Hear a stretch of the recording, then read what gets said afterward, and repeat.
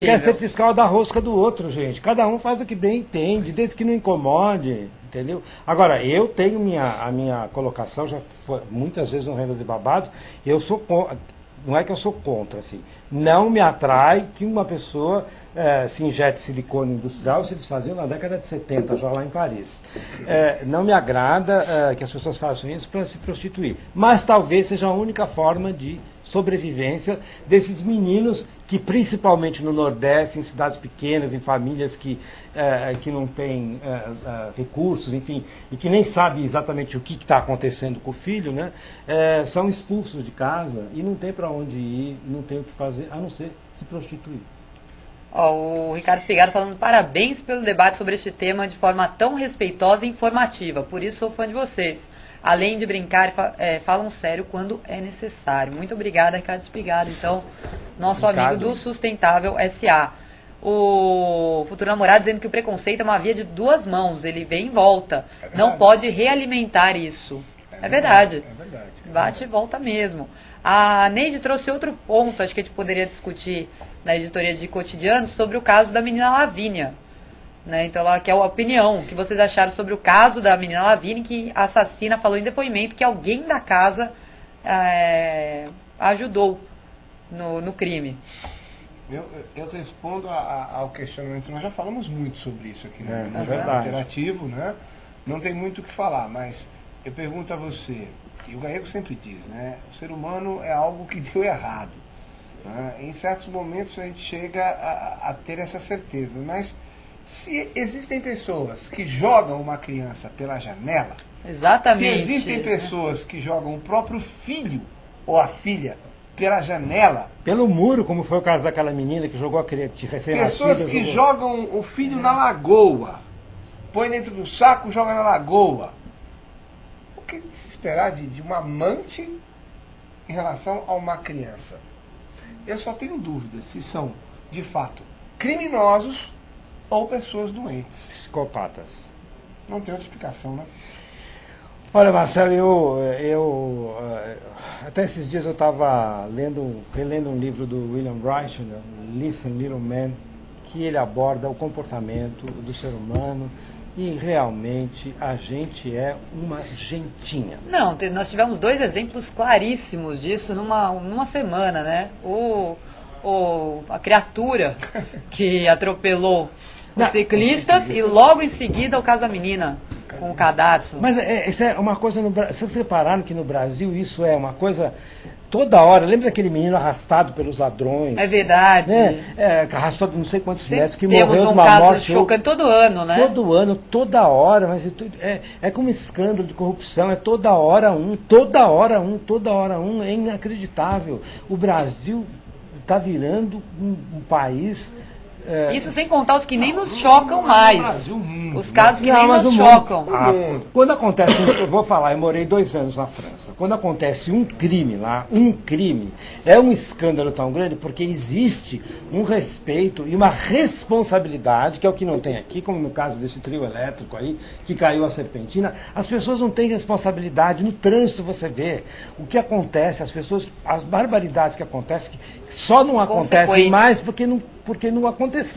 Mas quando acontece, é perua que vira porque estava com os pneus carecas e mata não sei quantos estudantes. É ônibus que cai da ribanceira, que vai para Aparecida pedir para Nossa Senhora da Aparecida. E acaba já, a Nossa Senhora Aparecida é tão amorosa que levou para junto dela, bem logo em seguida deles irem para lá. Né? Você tem, por exemplo, os Estados Unidos é apinhado de desgraça. Tá, mas aqui tem casos... Mas outro você tem um maluco que pega uma arma e está atirando de uma creche. Só tem uma coisa, verdade, a punição lá é exemplar. Mas aqui tem muitos casos que são absurdos, mas já foram banalizados por nós. Banalizado. Exatamente, essa palavra, a gente nem... banalizado. A gente nem se... é normal. Não, as enchentes. As enchentes. Quem fala mais os meninos queimados com pneu na favela. Tem tanta coisa. A outra que jogou ácido no amante dela, no marido dela, que agora foi também esses dias, que o cara foi pra polícia. Que nem recebem mais destaque. Que são coisas cotidianas, são corriqueiras. Destaque na hora que é pra dar audiência em jornal e aumentar a audiência e ter mais anunciantes. Gente, o ser humano, já está provado pela história do ser humano que não deu certo. É uma coisa que vai se extinguir da face da Terra. Eu vou dar minha contribuição daqui a um tempo, não sei quando. reproduziu, né?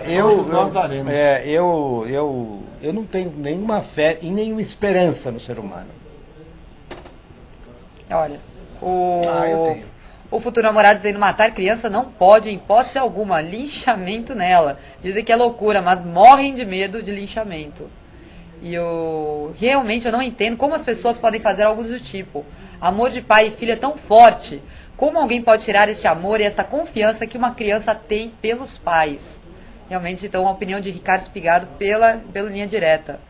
O Marcelo Soleric concordando com a opinião anterior do Espigado, vocês são demais. Muito obrigada mesmo, Marcelo Soleric. Lembrando que quem faz esse jornal também são vocês, né? A nossa equipe de internautas sempre interagindo, participando e trazendo opiniões realmente relevantes aqui. O Jefinho acabou de chegar, o SBF Sorriso também, o João Ricardo também está em nosso chat. O Valdir falando, futuro namorado, não podemos matar ninguém, mas infelizmente o crime aqui no Brasil, matar é normal, está tudo banalizado. Olha só, eu não sei se você já comentou, Helena, o Rodrigo Timóteo diz o seguinte, ainda sobre aquela história do preconceito, Gallegos, grande parte do preconceito vem das próprias pessoas que andam armadas pensando que os outros estão pensando algo sobre elas. Eu não sofro preconceito por ter deficiência, ser cadeirante. Na grande maioria dos casos, o preconceito está na própria pessoa. Existe do mundo gay, por exemplo, tem um preconceito entre eles fabuloso. Eu já abordei esse assunto aqui com aquela dona Edith Modesto, que é mãe, que se descobriu mãe de um filho que era gay, e ela ficou, depois que ela começou a estudar isso, ela ficou horrorizada com o preconceito que existia dentro do próprio mundo gay. Nós temos o caso do João Galeano, que é um homossexual que tem preconceito contra judeu, que pelo menos ele soltou uma frase que se imagina que seja uma coisa preconceituosa, justamente elogiando o Hitler, que foi um dos caras que mandou pegar todos os homossexuais e internar no campo de concentração. E já que nós estamos falando nisso, Marcelo e Helena, vamos falar o seguinte, tem um livro que se chama L'Étoile Rose, a Estrela Rosa, que era, os gays eram, na verdade, obrigados a usar um triângulo rosa, dentro dos campos de concentração, os que mais sofriam preconceito entre os próprios detentos de concentração eram os gays. Lá dentro ainda tinha, eles já estavam nessa situação extrema. Eles tinham preconceito contra os gays, ou seja, e os próprios alemães, né? Quer dizer, a pior